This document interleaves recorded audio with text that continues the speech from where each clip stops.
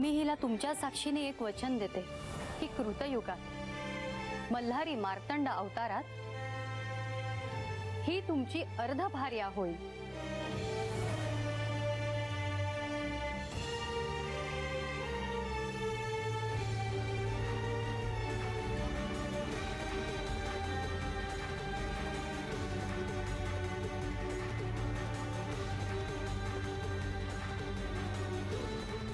म्हाळसेला हे ठब नाही की ती गतजन्मी पार्वती होती।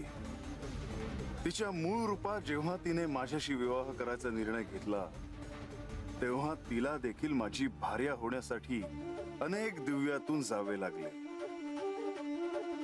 म्हाळसेला देखील ह्या रूपात अनेक कठोर परिश्रम करावे लागले तेव्हा माझ्याशी तिचा विवाह झाला।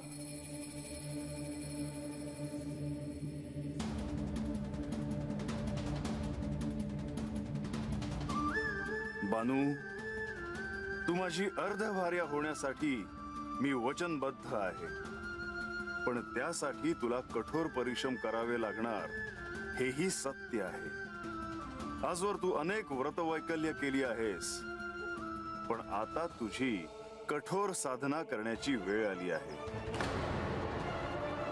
आणि जर तू ती योग्यता मिळवली नाहीस तर आपला विवाह होऊ शकणार नाही।